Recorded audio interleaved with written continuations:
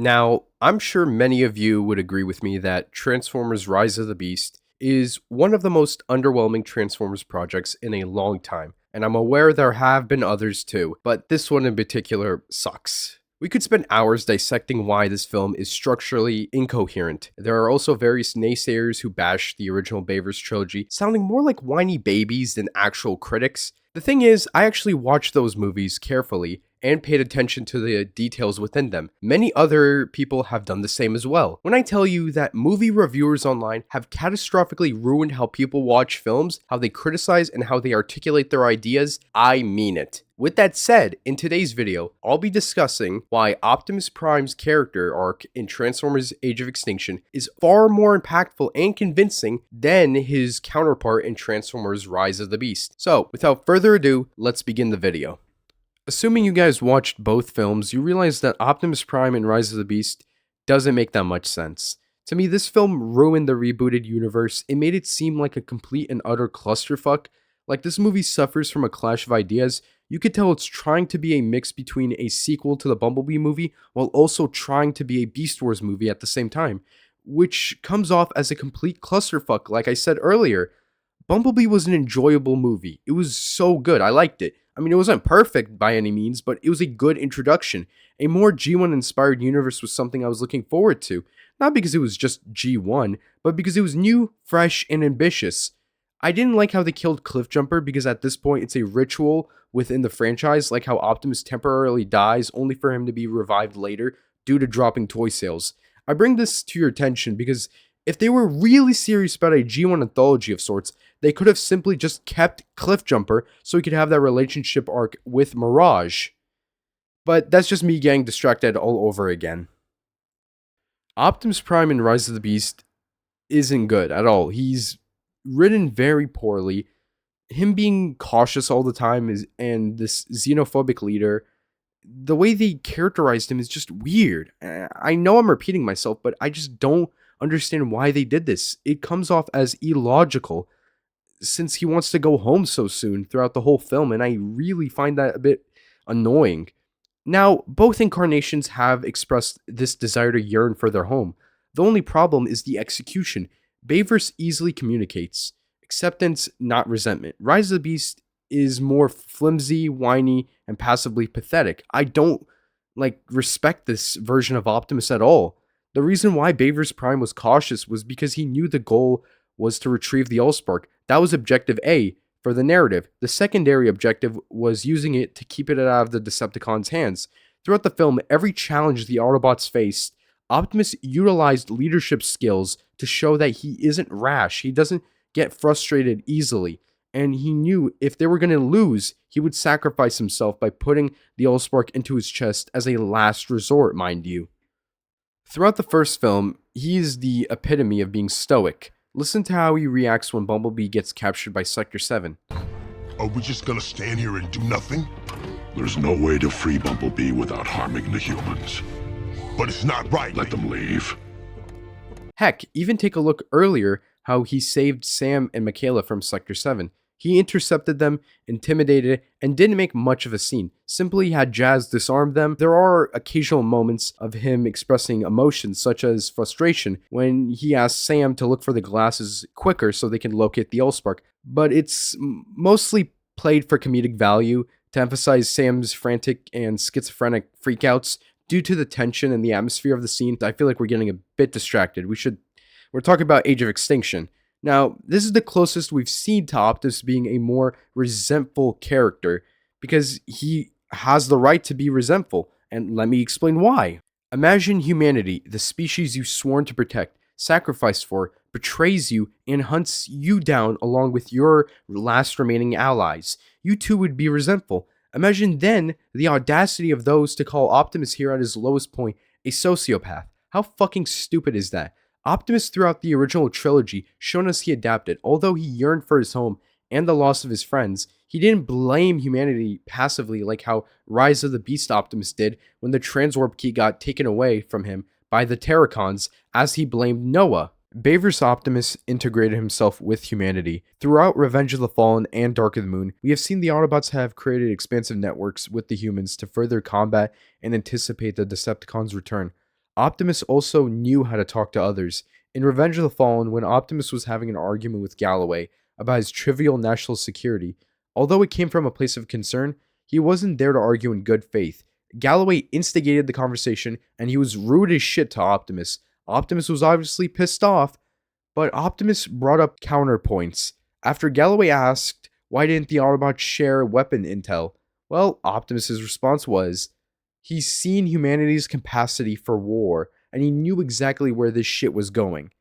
Now, throughout the original trilogy, we are shown Optimus has a whole set of emotions, and his personality is emphasized throughout each appropriate scene and its following interactions.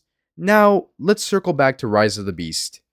Optimus doesn't have any faith at all. We're given a long time skip. We're not shown exactly as to why Optimus is this resentful, despite him knowing that, well, Bumblebee, one human was good to you, but that doesn't mean all of them can be good people. And I'm like, wow, that is fucking crazy as shit to say. And we just have to accept that Optimus is like this. In Age of Extinction, Optimus lost everything. He's following a new set of rules. He even tells these new set of rules to his Autobots. But there's this scene in Age of Extinction which makes Optimus more grounded, was when he interacted with Kate Yeager on the ship. Optimus needed to be reminded of his humanity. It was natural, not forced. Optimus held himself to such a high standard, it made him lose sight throughout all the loss. When you said you were done fighting for humans, you didn't mean that, did you? How many more of my kind must be sacrificed to atone for your mistakes? Pay attention to the wording here. He is acknowledging the responsibility of what humans robbed him of. Looking at the body language, Optimus stood up to distance himself from Cade to show that he doesn't want to be near him. Not him specifically, but to emphasize the divide between him and humanity. And the way Cade Yeager responds to Optimus saying this is that, What do you think being human means? That's what we do. We make mistakes. And sometimes out of those mistakes come the most amazing things. When I fixed you, it was for a reward. That was it. That was why. For money. And it was me making a mistake. Without it, you wouldn't be here. despite the shallow nature of this film, this is a truly heavy line. It emphasizes the parallels between Optimus and Cade Yeager, the similarities between both of them, the need to sacrifice within the circumstances. Instead of Cade betraying Optimus and saying something like, "You owe me for reviving you," he showed that Optimus needed a simple reminder. He just needed faith. After that discussion, he thought about it. You can see it. You can see Optimus reflecting. As Cade puts it, See, if you've got no faith in us, I'm asking you to do what I do. I'm asking you to look at all the junk and see the treasure. You gotta have faith, Prime. now, this is surface level encouragement, but what stands out particularly is how Cade told Optimus ultimately his journey with him boiled down to one mistake. This mistake made Cade realize that he isn't this ever struggling, forever to be destined to fail, compensating engineer man. He is simply drawing important parallels. In Transformers Rise of the Beast, Optimus Prime didn't exactly develop in the way that a three-dimensional character would. He was reminded by his paradoxical counterpart that not all humans are bad and can be used as allies. I see that you are surprised we entrust the key to them. Yes, I am. I've been amongst them a long time now. There is more to them than meets the eye. Which is ridiculous because Bay vs. Optimus Prime figured this shit out long before the events of the first film took place. It's especially pathetic when Noah tried to destroy the transwarp key, thinking that this nightmare would end, only for Optimus to come out of nowhere and basically say, "Oh, I'm sorry for being racist, please don't do it, please, I'm a good person now, I changed." And then the rest of the runtime became your standard action flick.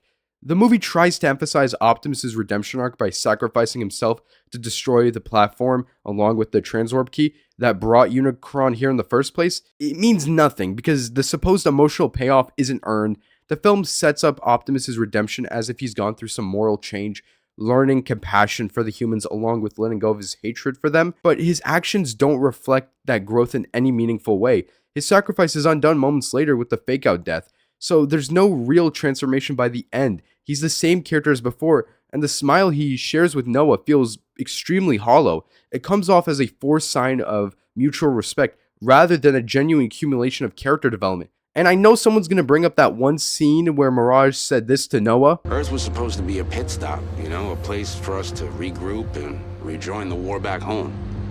Prime feels like it's his fault we've been stranded here. What do you mean Earth was just a pit stop? Narratively speaking, this perspective contradicts Optimus in the Bumblebee movie, specifically his desire to regroup and revise their strategy. Furthermore, Bumblebee was simply meant as a catalyst to serve as an outpost for further independent storylines to inevitably converge. But that isn't what we got. You can't do a pit stop if you're a strategic military leader. You know, time is of the essence. Every moment counts. You need all the time from conflict to be able to ensure you can garner resources, gather resources, R&D, and maintenance. Come on! This isn't a military leader in the slightest. I have to emphasize this part because Rise of the Beast Prime is hollow due to the fact he was written like shit. He hasn't earned anything. He didn't progress to do anything or change as a person. He is hollow as fuck. I'm sorry that I'm repeating myself. Optimus Prime isn't Optimus here. Transformers Prime did his entire characterization as a military strategist and a leader so well that it's become the benchmark, a standard. This is just me being analytical, not being arbitrarily passionate. Thank you so much for watching. It means a lot. So don't forget to leave your comments down below on what you think about this, topic. Like the video if you enjoyed it or dislike the video. Either way, it helps boost my video in the algorithm. And subscribe to my channel if you like this type of content. And I'll see you guys in the next video. Bye-bye.